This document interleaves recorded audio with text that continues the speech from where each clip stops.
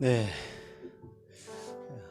이렇게 만나서 정말 기쁘고 반갑습니다. 이렇게 만날 수 있는 것은 하나님의 은혜라는 것을 저는 좀 절감하고 있습니다. 여러분 서로도 한번 이렇게 만난다는 거 감사한 마음 가지고 서로 한번 인사 한번 하면 좋겠습니다. 이렇게 만나서 반갑습니다. 반가워요. 예, 예, 예, 예. 언제 갑자기 못 만날 수도 있습니다. 그런 걸 늘 생각이 들더라고요. 예. 오늘 이렇게 함께 기쁘고 감사한 주일날 예배 함께 하게 되어서 정말 감사하고요. 이렇게 같이 기도하심으로 5월 14일 밴쿠버 예수산길교회 예배를 시작하겠습니다. 우리의 도움은 천지를 지으신 여호와 이름에 있도다. 아멘. 존귀하신 하나님 아버지, 이렇게 주님의 이름으로 우리 거룩한 주의 백성들이 모이게 하시고 주의 이름을 부르며 예배하게 하신 은혜 감사합니다. 우리 살아 생전에 이렇게 하나님 앞에 나와서 예배할 수 있으면 큰 은혜요 영광인 것을 주님 앞에 고백합니다. 주님, 우리 생명 다하는 그날까지 주님께 영광 돌리는 이 예배가 끊이지 않게 도우시고 우리 안에 또 우리 모든 예수 산길 공동체 안에 이 마음이 동일하게 있게 하시고 참 주님이 영광 받으시며 감사한 이 예배 될 수 있도록 주님 주관하여 주옵소서. 주님 크신 은혜 감사하옵고 예수님 이름으로 기도하옵나이다. 아멘. 다 같이 일어나서 하나님 앞에 찬송 기쁘게 드리겠습니다.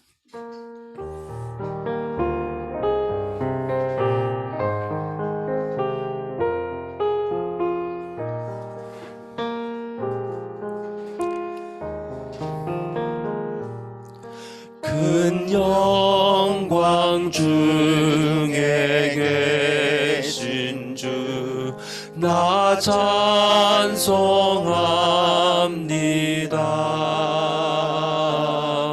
영원히 계신 주 이름 나 찬송합니다.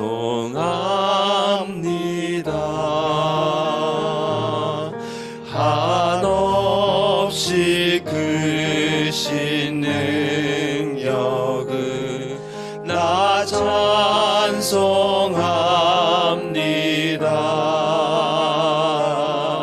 참되고 미쁜 그 언약 나 찬송합니다.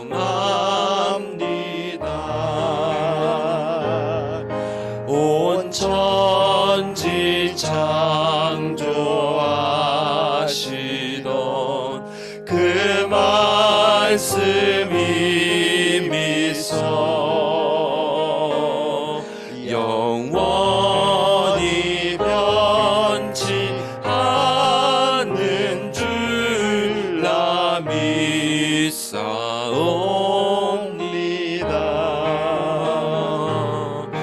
그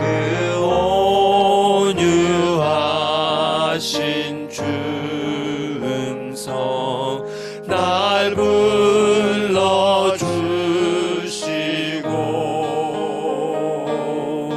그 품에 품어 주시니 나 찬송합니다. 그 온유하신 주 음성 날 불러주시고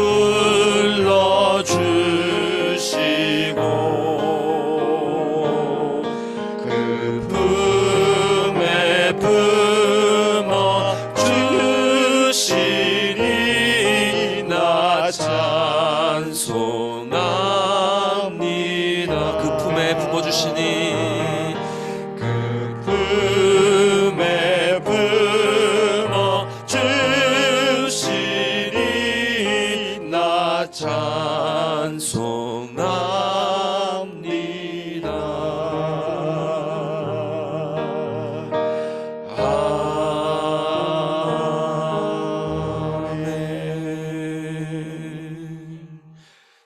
앉으셔서 주님께 우리의 정말 진실된 심령 고백하는 마음으로 다음 찬송 드리겠습니다.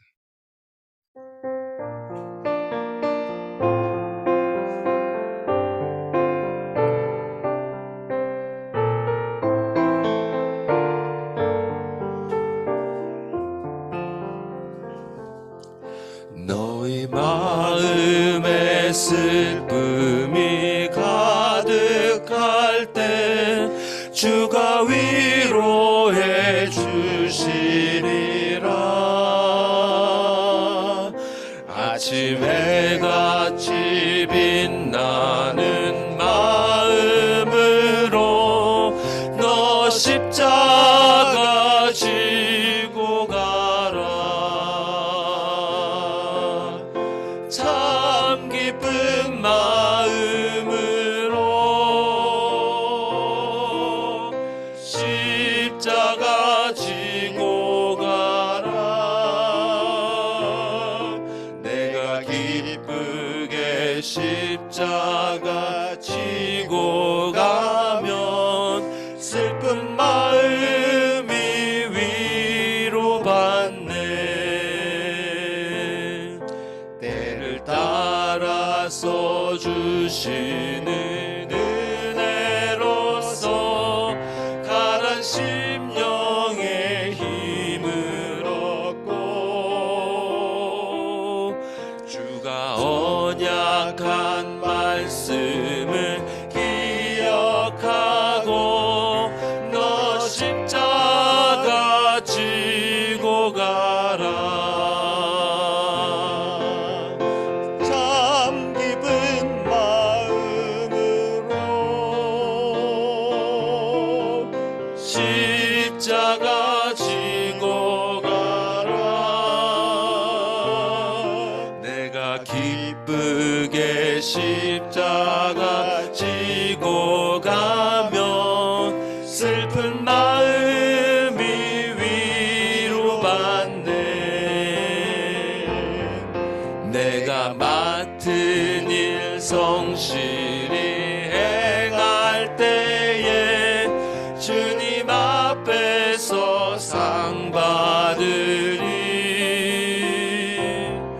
주가 베푸신 은혜를 감사하며 너 십자가 지고 가라. 참 기쁜 마음으로 십자가 지고 가라. 내가 기쁘게 십자가 지고 가면 슬픈 마음이 위로받네. 참 기쁜 마음으로 참 기쁜 마음으로 십자가 지고 가라. 내가 기쁘게 십자가 지고 가면 슬픈 마음이 위로받네. 내가 기쁘게 십자가 지고 가면 슬픈 마음이 위로받네.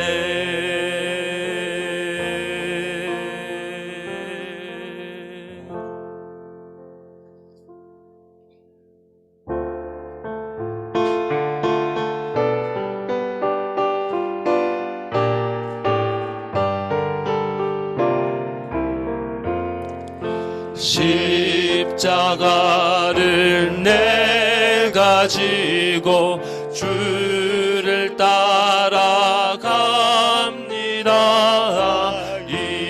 이제부터 예수로만 나의 법에 삼겠네. 세상에서 부귀 영화 모두 잃어버리고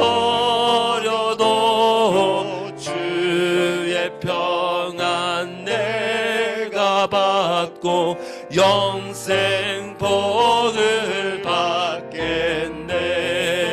주도 곤욕 당했으니 나도 곤욕 당하리. 세상 사람 간사하나 예수 진실합니다.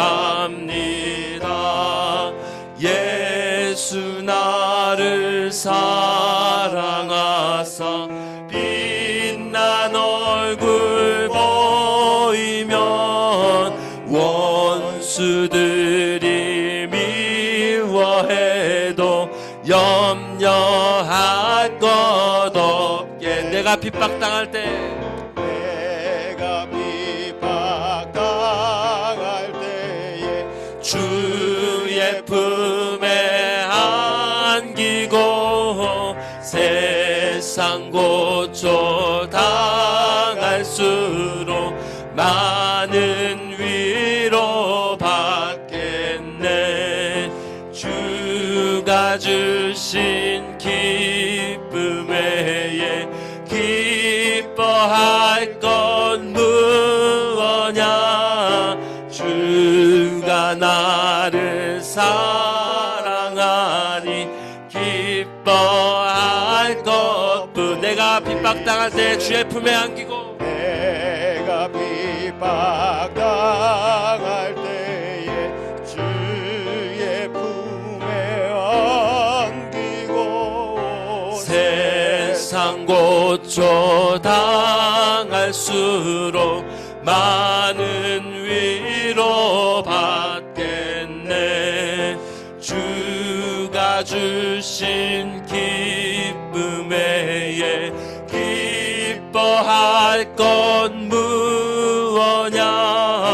주가 나를 사랑하니 기뻐할 것뿐이. 주가 나를 사랑하니 주가 나를 사랑하니 기뻐할 것뿐. 주가 나를 사랑하니 주가 나를 사랑하니 기뻐할 것뿐이세.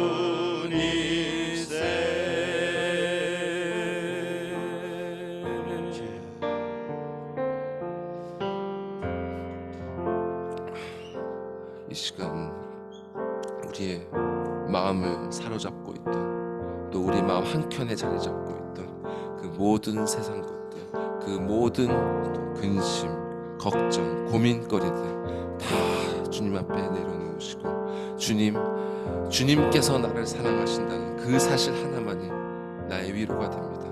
그 사랑으로 나에게 주 예수 그리스도로 허락하셨다는 그 사실만이 나에게 참 소망이 됩니다. 주님, 이 예배를 통해서 더욱더 이 영혼이 그 소망을 굳게 붙잡을 수 있도록 인도하여 주시옵소서. 다 같이 기도하시겠습니다.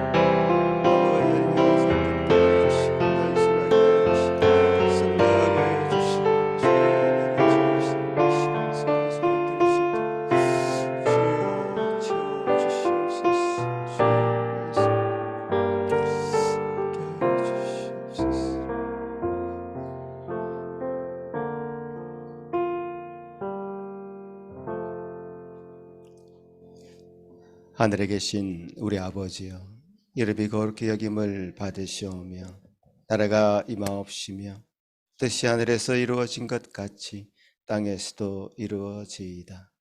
오늘 우리에게 일용할 양식을 주시옵고 우리가 우리에게 죄 지은 자를 사하여 준 것 같이 우리 죄를 사하여 주시옵고 우리를 시험에 들게 하지 마시옵고 다만 악에서 구하시옵소서. 나라와 권세와 영광이 아버지께 영원히 있사옵나이다. 아멘. 시편 118편 저와 여러분이 한 절씩 교독하시겠습니다. 여호와께 감사하라.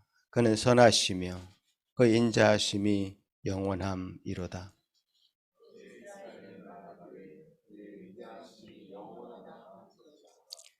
이제 아론의 집은 말하기를 그의 인자하심이 영원하다 할지로다.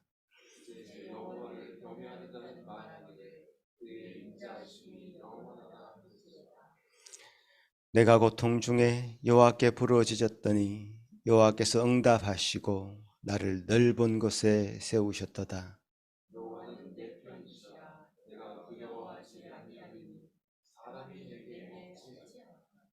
여호와께서 내 편이 되사 나를 돕는 자들 중에 계시니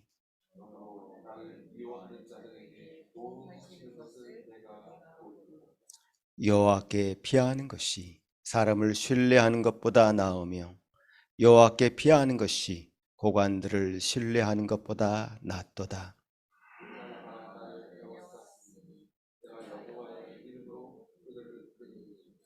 너는 나를 밀쳐 넘어뜨리려 하였으나 여호와께서는 나를 도우셨도다.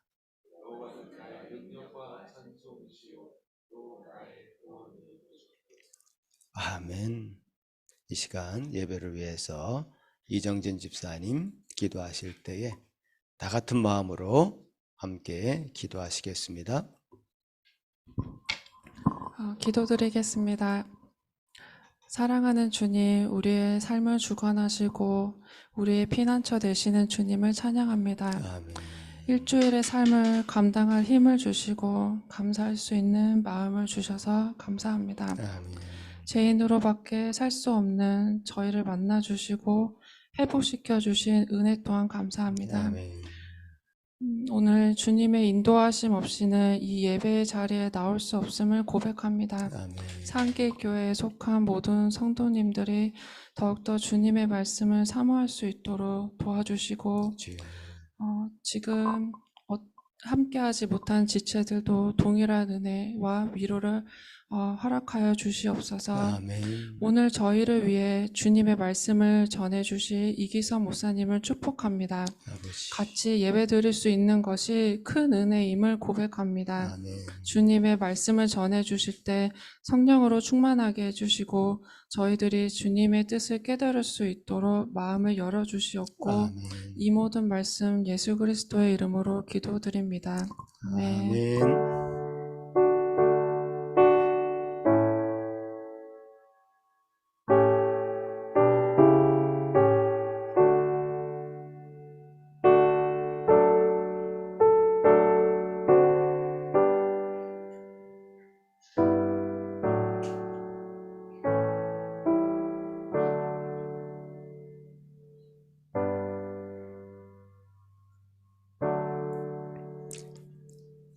오늘 함께 나눌 하나의 말씀은 누가복음 14장 25절에서 33절 말씀입니다.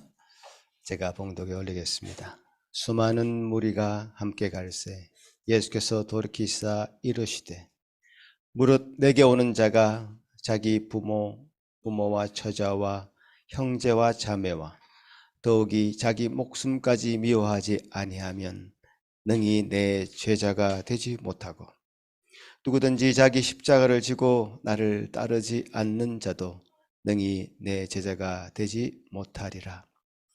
너희 중에 누가 망대를 세우고자 할진대 자기의 가진 것이 준공하기까지에 족할는지 먼저 앉아 그 비용을 계산하지 아니하겠느냐. 그렇게 아니하여 그 기초만 쌓고 능히 이루지 못하면 보는 자가 다 비웃어 이르되 이 사람이 공사를 시작하고 능히 이루지 못하였다 하리라. 또 어떤 임금이 다른 임금과 싸우러 갈 때에 먼저 앉아 1만 명으로서 저 2만 명을 거느리고 오는 자를 대적할 수 있을까 헤아리지 아니하겠느냐. 만일 못할 터이면 그가 아직 멀리 있을 때에 사신을 보내어 화친을 청할지니라. 이와 같이 너희 중에 누구든지 자기의 모든 소유를 버리지 아니하면 능히 내 제자가 되지 못하리라. 아멘. 이 시간에 우리 어린이들 위해서 함께 기도하는 시간 갖겠습니다. 앞으로 어린이들 나와주세요. 예, 우리 주원이, 주한이, 서우, 루다미, 루아, 예, 또 우리 한국에 있는 이도, 이래 잘 있죠? 예. 자, 같이 함께 기도하겠습니다. 거룩하신 하나님 아버지 감사합니다. 우리 어린아이들 이렇게 함께 부모의 손을 잡고 예배 자리로 나오게 하신 것 감사합니다. 이들을 하나님께서 우리에게 선물로 주셨습니다. 주님께 또 고이 참 잘 양육해서 주님의 사람으로 돌려드릴 수 있도록 우리 부모들, 우리 모든 교회 성도들 함께 힘을 모을 수 있도록 도우시옵소서. 이들 참 하나님을 정말 사모하는 아이들로 자라게 하시고 하나님이 그 인생의 비를 비춰주는 자임을 알게 하시고 주님께서 주신 은혜로 살아가는 이 심령들 되게 하여 주옵소서. 오늘도 말씀 가운데 잘 양육받는 귀한 시간 되도록 지키시고 가르치는 자나 또 이 가르침을 받는 자가 함께 기뻐하고 즐거워하는 그 시간 되도록 도우시옵소서. 예수님 이름으로 기도합나이다. 아멘.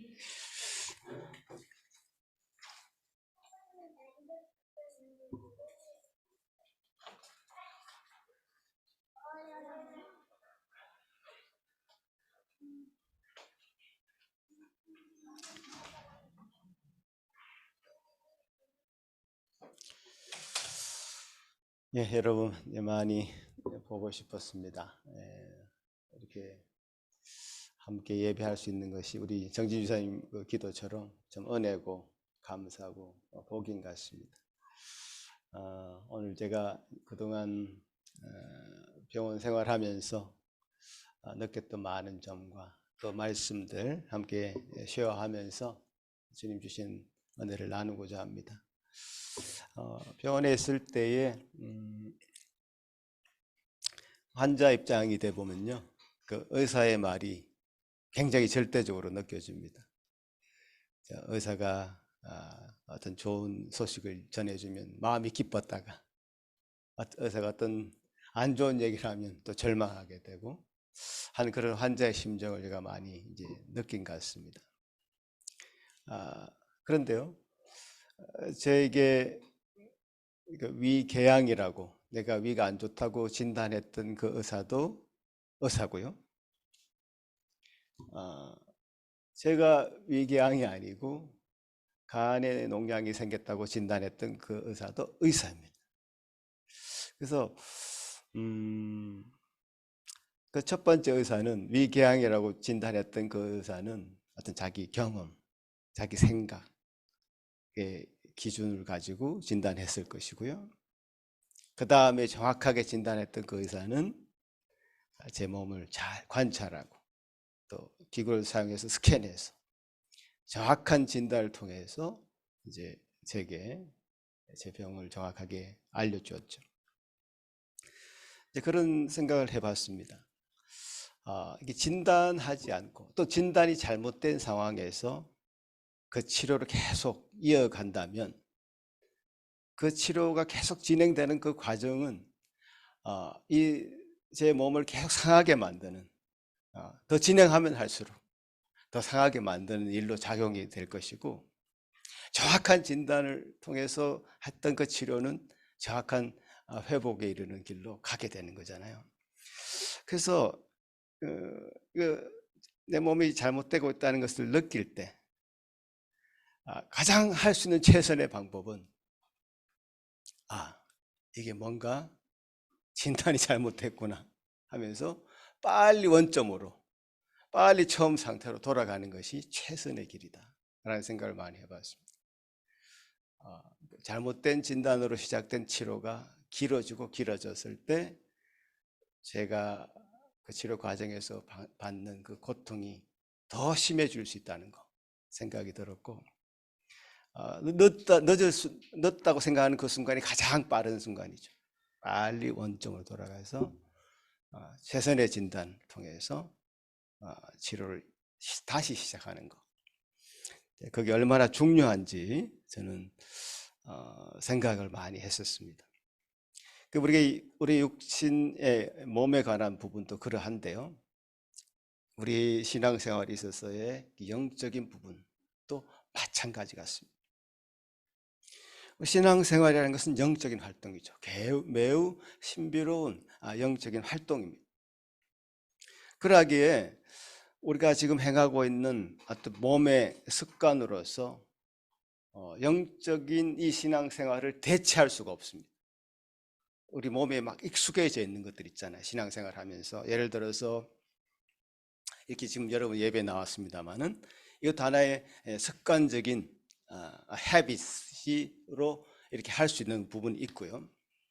매일 성경을 읽는다든가 뭐 기도를 한다든가 하는 이런 또 신앙적인 모임을 한다든가 이런 모임 자체가 하나의 몸의 습관으로 자리 잡고 있을 수도 있다는 거죠.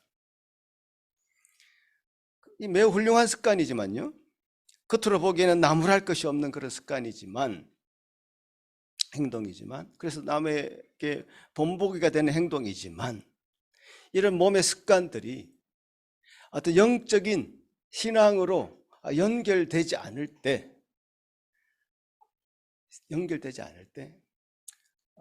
이것은 굉장히 그 신앙생활에 방해가 되는 요인으로 자리 잡을 수도 있겠다는 거죠.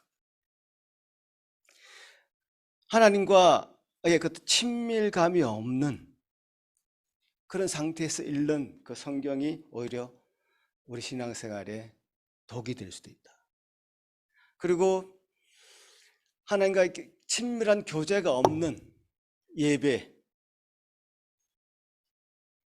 그것은 오히려 신앙생활에 방해가 될 수도 있는 그런 부분이죠. 우리 영혼을 지속적으로 망가뜨리는 일로 작용할 수도 있죠. 예수님의 시대에 그 바리새인들이 꼭 그와 같았습니다. 하나님과 관계없는 그런 어떤 많은 법들을 그들이 가지고 있었고, 그들이 그 법을 지키기 위해서 하나님을 배제하는, 예수님을 배제하는 그런 일들을 했던 자들이 바로 바리새인들이죠. 법과 규칙만 이야기하다가 정작 하나님의 의와 거룩, 그것을 다 놓친 자들이죠. 그러니 여러분들이 지금도 우리 신앙생활 가운데 어떤 몸의 습관으로 해오고 있는 것들이 있습니다. 근데 그 습관이 그냥 굳어져서 이 바리새인들처럼 정말 하나님 없는 신앙생활이 아니라, 하나님 없는 신앙생활이 되지 않도록 정말 주님께서 우리를 늘 돌아보도록 지금 우리가 우리 자신을 살펴야 된다는 사실이죠.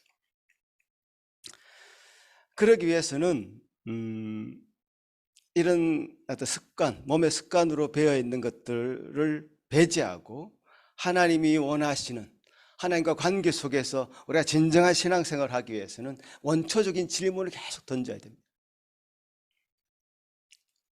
그 원초적인 질문이 뭘까요?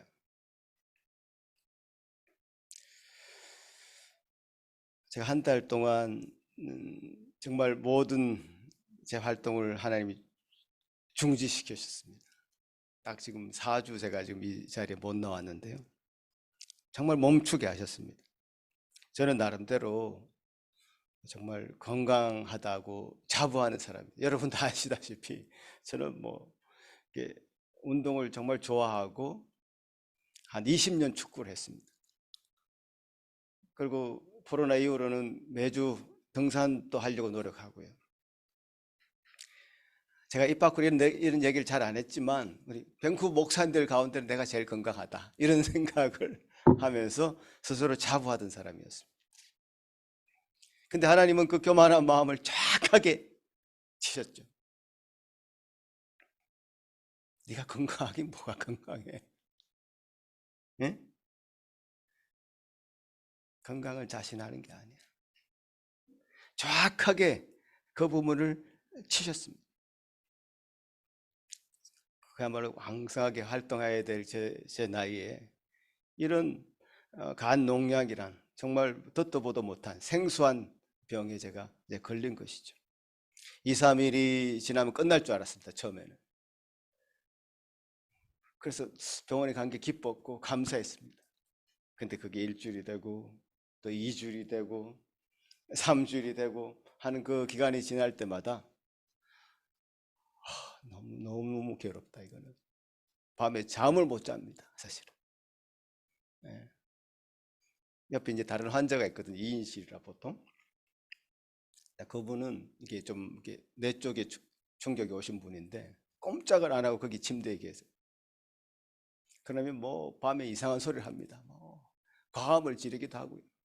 또 그분들 케어한다고 간호사들이 와 들락날락 하고요.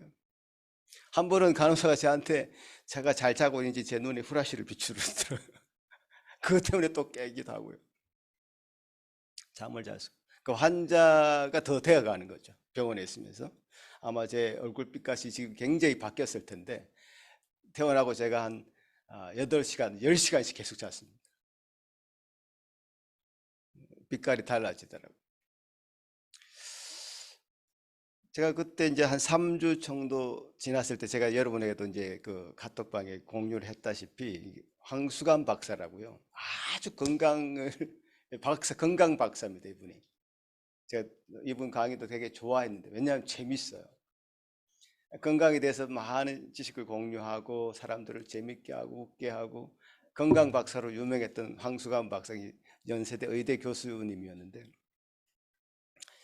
그분이 갑자기 제가 알았던 그 간농양으로 폐혈증이 와서 갑자기 돌아가셨어요. 이 갑자기 돌아가셨는데 저는 그때 의료 사고인 줄 알았어요. 사실은 이게 어떻게 그렇게 그 건강하던 분이 갑자기 돌아가셨을까. 근데 제가 조금 늦었으면 이제 그렇게 될 뻔했죠, 사실은. 근데 저는 이제 조금 더 일찍 갔던 거고 그 농양이 터지지 않고 살아 있었던 거고 그걸 잘 뺄 수 있었던 거죠.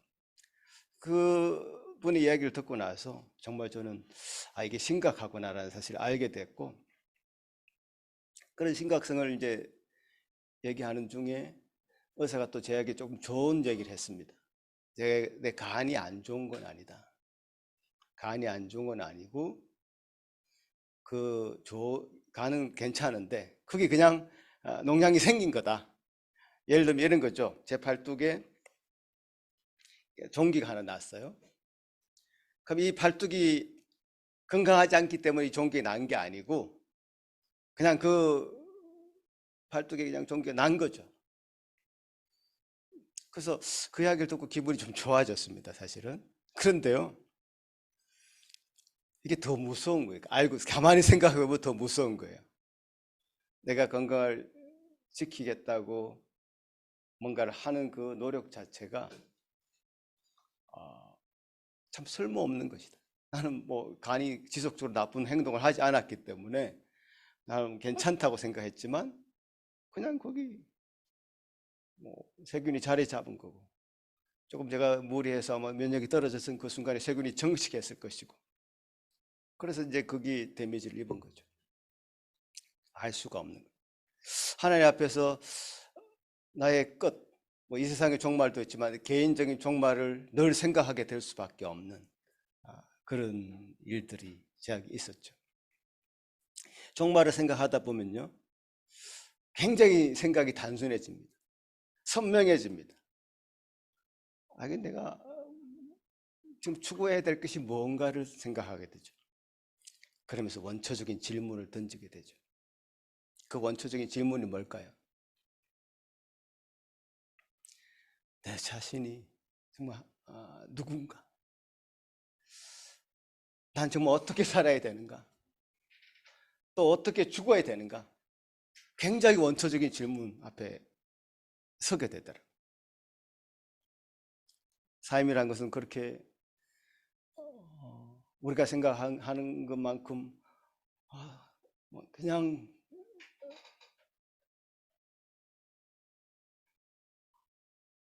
청운의 꿈을 품고 뭔가를 이루려고 하는 그런 모든 것들이 쓸모없게 되는 개인의 종말이 찾아왔을 때는 그런 것이라는 것을 느끼게 되는 것이죠. 그러면서 원초적인 질문 앞에 계속 저를 세우는 것이죠.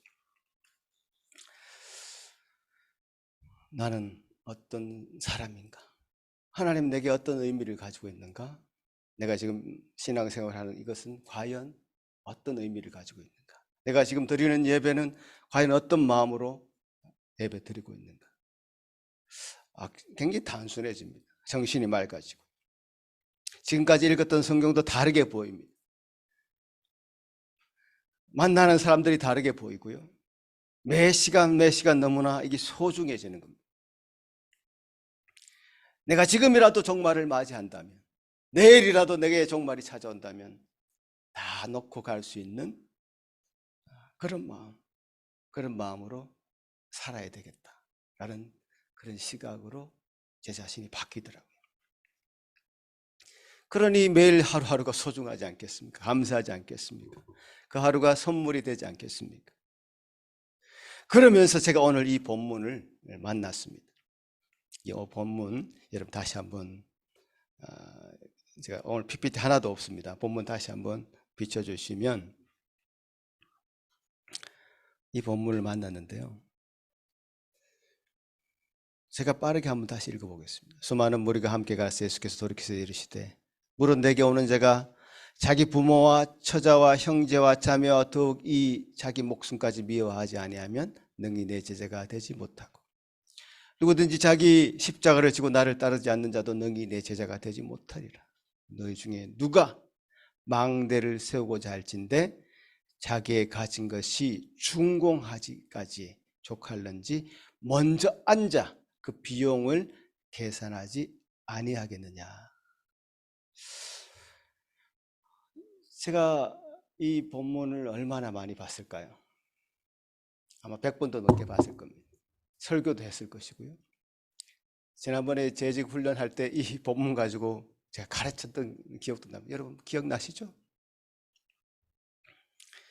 근데 이 비용이라는 말, 우리가 치러야 될 어떤 제자들이 치러야 될 이 비용이란 말, 이 비용이란 말을 제가 그동안 오해하고 있었더라고요. 제가 습관처럼 성경을 읽는 것이 얼마나 무서운지 제가 알았습니다. 선입견을 가지고 성경을 읽는 지 정말 저는 절감했습니다. 그동안 저는 이 본문을 사용하기를 예수 그리스도를 따르는 제자들의 삶이라는 것은 자기의 모든 것을 희생하고 헌신해야 된다. 주님을 따르기 위해서는 부모나 처자나 자녀도 다 버릴 수 있는, 그리고 우리의 즐거움을 추구하는 것을 다 내어 던지고 주님을 따라야 된다라고 강조를 해왔습니다. 28절의 말씀처럼 너희 중에 누가 망대를 세우고자 할진대 자기의 가진 것이 준공하기까지에 족할는지 먼저 앉아 그 비용을 계산하지 않겠다. 그 비용, 치러야 될 제자들의 비용이 있다고 강조했던 것이죠. 제자들이 막대한 그 비용을 치르고서라도 예수님을 따라야 한다고 주장했고, 희생과 헌신이라는 비용을 치러야만이 주님을 따르는 삶이라고 강조했던 것이죠. 성경에는 하나님의 은혜를 강조하는 많은 구절들이 있습니다. 그런데 유독 이 본문만은 제가 그렇게 해석하지 않았어요. 하나님의 은혜보다는 우리 제자들이 치러야 될 헌신, 희생, 비용 이런 것으로 강조했던 것이죠. 이 본문을 보면서는 하나님의 은혜를 떠올리지 못했던 거죠. 그게 제게 있었던 어떤 하나의 습관이었던 것 같습니다. 이번에 있는 동안 오스왈드 챔버스의 글을 읽게 되었습니다. 그분은 이 비용이 제자들이 치러야 될 그 비용이 아니라 그리스도께서 우리를 위하여 이미 다 치르신 비용이다. 나는 이 말을 듣는데 제가 한 방 크게 맞은 느낌이 들었어요. 뭐라고요? 제가 하나님의 주권을 강조하지 않는 목사도 아닙니다. 하나님 은혜를 강조하지 않는 목사가 아닙니다. 그런데 이 부분만은 하나님의 은혜가 아니고 우리가 뭔가 우리 것을 쥐어 짜서 해내야 되는 어떤 것으로 설명했던 것이죠. 이 본문을 보면서 또 그렇게 오스왈드 챔버스가 하나님이 우리를 위해서 예수 그리스도께서 우리를 위해서 다 치르신 비용이라고 하시는 말씀을 들었을 때 그렇구나. 이 성경 전체가 하나님의 은혜가 아니고는 한 구절도 해석할 수 없는데 나는 왜 이렇게 생각했을까? 다시 한번 제 자신을 돌아보는 시간이 되었던 것입니다. 그렇습니다. 하나님은 우리가 할 수 없는 그 어떤 헌신과 희생을 억지로 쥐어 짜서 받으시는 분이 아닙니다. 그리스도께서 우리를 부르실 때 어떻게 불렀습니까? 너는 내게로 오라. 내가 너를 쉬게 하리라. 내가 너에게 자유를 주리라. 내가 주는 멍에는 쉽고 가볍다. 결코 어려운 것이 아니다. 어떤 각오를 해야 되는 그런 것들이 아니라 주님이 우리에게 주시는 것은 우리 힘으로, 우리의 능으로, 우리의 능력으로 뭔가를 다 해서 그것을 주님께 돌려드리는 것이 아니라 주님이 우리에게 주시는 그 은혜로 그 은혜만이 우리를 헌신하게 만드는 그것이라는 것을 이 본문을 통해서 다시 한번 확인하는 것이죠.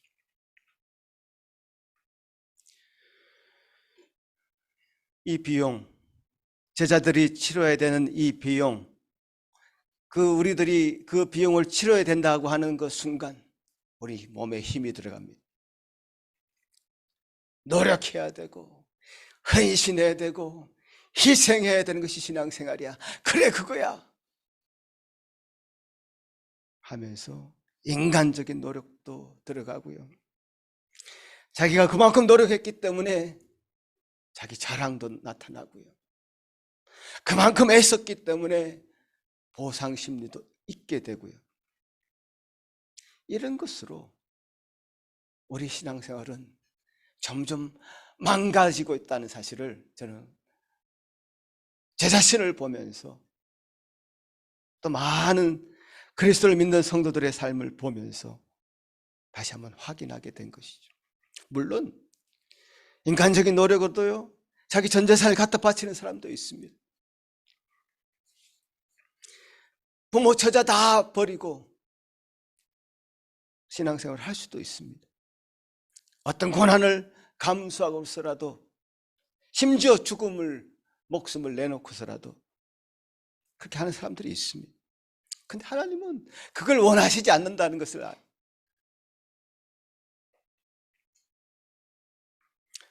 우리 주님은 우리에게 가장 좋은 것을 주기를 원하시는 참 좋으신 하나님이십니다. 아멘. 그걸 믿으셔야 돼요. 하나님 우리에게 어떤 헌신과 희생을 요구하실 때 이 비용은 내가 다 지불하였으니 너는 나와 함께 교제하자. 너는 나를 즐거워하라. 내 안에서 참 자유하라. 진리를 알게 되면 그 진리는 나를 참 자유롭게 만드는 놀라운 은혜인지.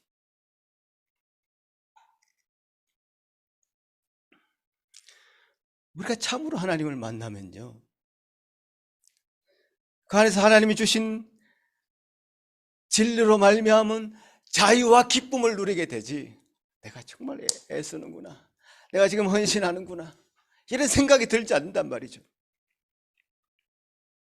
그 희생으로 인한 고통이 생각나지 않고요, 주님으로 인한 감사와 기쁨만이 생각나게 되어 있습니다.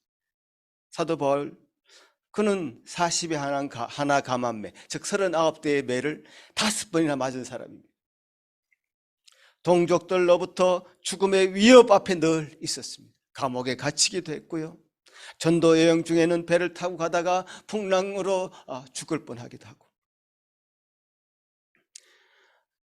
바울로 치자면 성경에 나오는 이 많은 사람들 가운데 결국 순교해서 죽었지만요, 12제자들처럼 너무나 많은 고통 가운데 있었던 사람이었습니다. 그러나 그 바울은 그 모든 희생과 헌신을 고통이라고 말하지 않았습니다. 나의 나된 것은 주님의 은혜로다, 이렇게 고백한 사람이죠. 자기가 죄인 중에 괴수라고 고백했습니다. 스스로 죄인 중에 최고 악당이라고 고백하면서 자기를 건지신 그 하나님 은혜에 감사하고, 또 이방인의 사도로 일하게 된 것은 주님의 크신 은혜다라고 고백하면서 이 일은 모든 일이 참 고생스럽다, 힘들다 라고 말하지 않았습니다. 지금 제자들이 예수님을 따르기 위해서 어떤 것을 버려야 되고 어떤 것 비용을 치러야 되고 이런 것으로 지금 성경은 묘사하고 있지만요, 그 모든 것, 부모, 형제, 자녀까지 버리고 심지어 목숨까지 버리고 주님을 따라야 된다는 그 비용은요, 우리가 치러야 될 비용이 아니라 예수 그리스도께서 이미 그 비용을 다 치러주셔서 우리는 그 주님이 치러주신 그 은혜를 진정으로 누리고 기뻐하고 감사하는 것이 우리 신앙생활의 본질이고 정수라는 사실이죠. 이것이 복음이고 이것이 기쁜 소식입니다. 여러분, 지금 이 자리에 나와서 예배 드리면서 난 지금 뭔가를 포기했다, 지금 좋은 날씨에 산과 들로 가족들과 함께 갈 수도 있었는데 그렇지만 나는 희생해서 이곳에 왔다 라고 생각하십니까?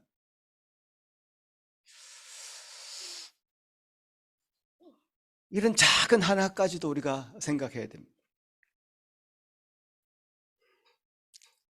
어떤 비용을 치르고 있다고 난 내 신앙생활에서 나는 포기하는 것이 너무 많아, 뭔가 다른 세상 사람들이 가지고 있는 그것도 나 누리고 싶고 한데 난 그것을 포기하고 주님을 따르고 있어.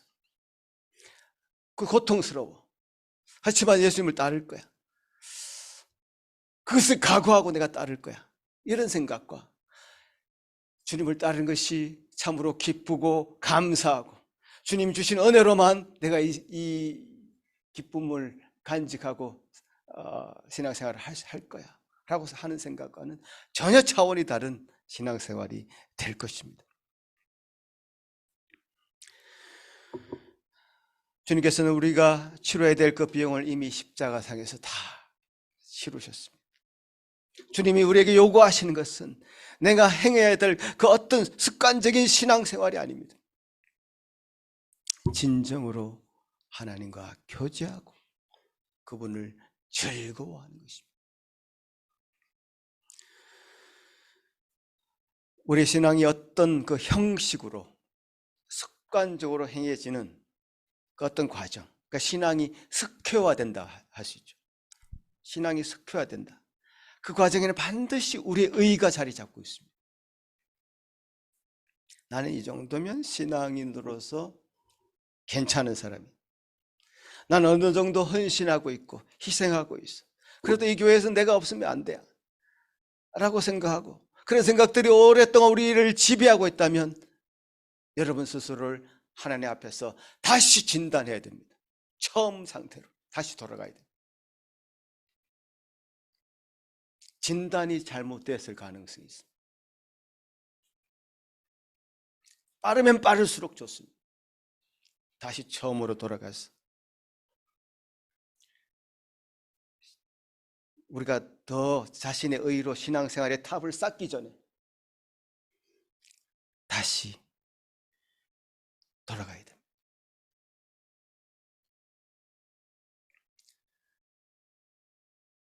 제가 제 건강을 자부하면서 교만했던 그 마음을 하나님께 정확하게 치셔서 거꾸로 들이셨듯이 자기 생활의 신앙, 자기 의로 쌓은 그 신앙생활은 결국 무너지게 되어 있습니다. 다시 처음으로 돌아가게끔 하나님 만드십니다. 영적인 공고함 가운데 처하게 만드실 것입니다. 저는 그래도요, 하나님께서 봐주셔가지고 조금 건드렸습니다. 한 달 아픈 것은 정말 많이 봐주신 겁니다. 제 건강을 치시면서 저는 더 큰 하나님의 은혜를 경험하게 되었습니다. 그 간 농양이라는 것은 제게 주신 하나님의 변장된 축복이었습니다. 사랑하는 산길 성도 여러분, 여러분에게 저와 같은 병이 찾아오지 않고서도 하나님 앞에 큰 은혜를 누릴 수 있는 기회가 오늘 찾아온 겁니다. 얼마나 좋습니다. 여러분 절대로 병원에 가지 마십시오. 저 같은 병을 앓고 나서 어떤 영적인 도약을 이루려고 생각하지 마십시오. 꿈도 꾸지 마십시오. 괴로운 일입니다. 정말 밤에 잠을 잘 수 없는 그 고통, 힘듭니다.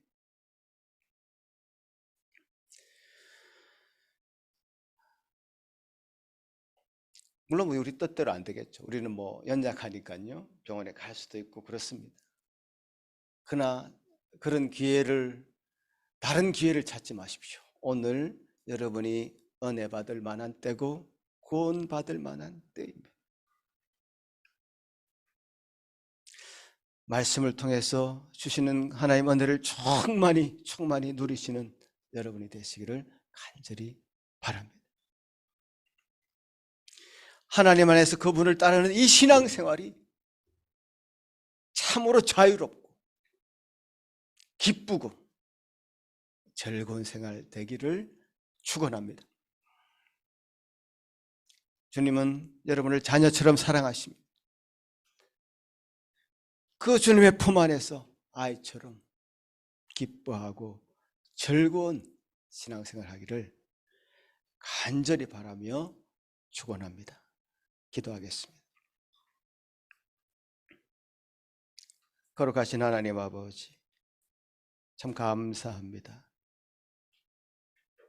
주님, 우리에게 주시고자 하는 그것은 지금 우리 주변을 둘러싸고 있는 이 자연의 아름다움만큼이나 참으로 좋은 것을 우리에게 주시고자 하는 주님인 줄 우리가 믿습니다. 주님, 우리 알량한 그 헌신, 희생이 얼마나 우리 의로, 자신의 의로 자리 잡을 때 그것은 참 습관처럼 우리의 영적인 생활을 방해해 왔는지 말씀을 통해서 다시 한번 확인하게 됩니다. 주여 도와주시옵소서. 우리 자신을 정말 제대로 진단하게 하시고 주님이 원하시는 그 신앙생활로 다 들어서서 나이가 적으나 많으나 참으로 자신을 온전히 처음으로 돌이켜서 주님이 원하시는 그 삶의 신앙생활의 그 궤적으로 돌아갈 수 있는 저희들 다 될 수 있도록 도와주시옵소서. 주님이 주시는 것 다 누리며 살아가는 우리 모든 예수 산교 성도 되게 하시고, 이 시간 여러 가지 어려움과 공고함에 처해 있는 우리 지체들이 있다면 주님, 이 모든 것이 합력하여 주님 선을 이루실 주님을 바라보며 감사하고 기뻐하는 우리 성도들 다 될 수 있도록 도우시옵소서. 감사하고 예수님 이름으로 기도하옵나이다. 아멘. 사도신경으로 우리의 신앙을 고백하겠습니다. 전능하사 천지를 만드신 하나님 아버지를 내가 믿사오며 그 외아들 우리 주 예수 그리스도를 믿사오니 이는 성령으로 잉태하사 동정녀 마리아에게 나시고 본디오 빌라도에게 고난을 받으사 십자가에 못 박혀 죽으시고 장사한 지 사흘 만에 죽은 자 가운데서 다시 살아나시며 하늘에 오르사 전능하신 하나님 우편에 앉아 계시다가 저리로서 산자와 죽은 자를 심판하러 오시리라. 성령을 믿사오며 거룩한 공예와 성도가 서로 교통하는 것과 죄를 사하여 주시는 것과 몸이 다시 사는 것과 영원히 사는 것을 믿사옵나이다. 아멘. 주신 말씀 기억하시면서 다 같이 일어나서 하나님 찬송 드리겠습니다. 힘있게 찬송하겠습니다.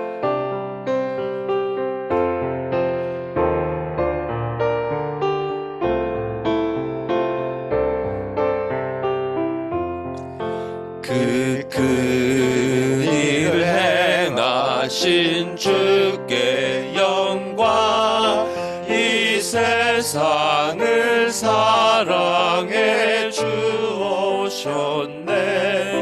우리 죄를 위하여 죽으시사 저 영원한 생명은 여시었네.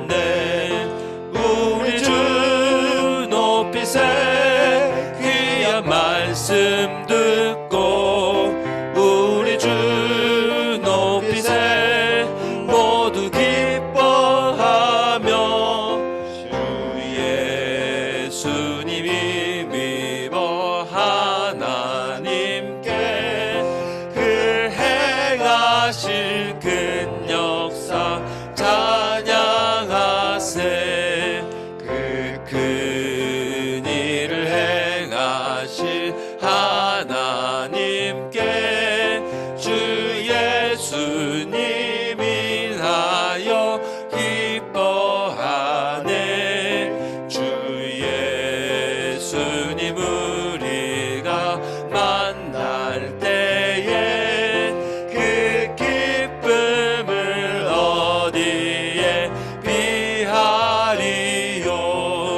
우리 주 높이세 귀한 말씀 듣고 우리 주 높이세 모두 기뻐하며 주 예수님이 믿어 하나님께 그 행하신 큰 역사 찬양하세.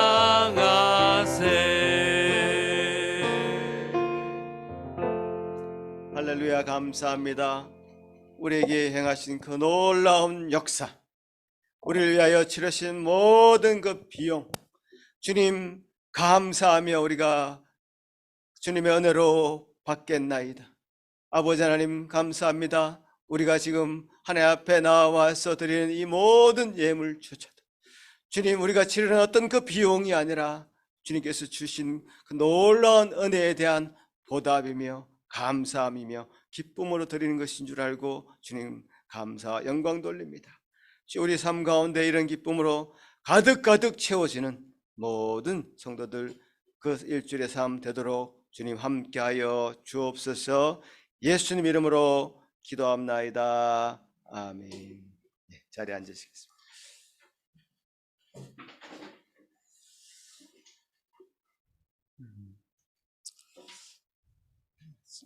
제가 예수 믿은 지도 좀 오래됐고요. 목사로 사역을 시작한 것도 95년부터니까요. 1995년. 좀 됐죠. 많이 됐는데 여전히 주님 앞에 말씀 가운데 뭔가 자신이 다시금 다시금 서야 되는 그런 사람입니다. 뭐 여러분도 마찬가지일 겁니다. 그게 참 하나님 주신 은혜인 것 같습니다. 제가 막 석회화되고 뭔가 습관처럼 뭔가를 한다고 했을 때 그만큼 하나님께서 주시는 것을 놓치는 일이 없을 것이다, 그런 생각을 하게 되고요. 여러분 뭐 부끄러울 게 없는 것 같아요. 누구든지 하나님 앞에 리셋하는 그 은혜 우리에게 주시는 것 같습니다. 주님 앞에 그렇게 겸손하게 나아갈 때 하나님 그 은혜로 우리 삶을 더 충만하게 채워가시는 것 같습니다. 그런 은혜 제가만이 아니라 여러분에게도 충만하게 임하기를 소망합니다. 기도하겠습니다.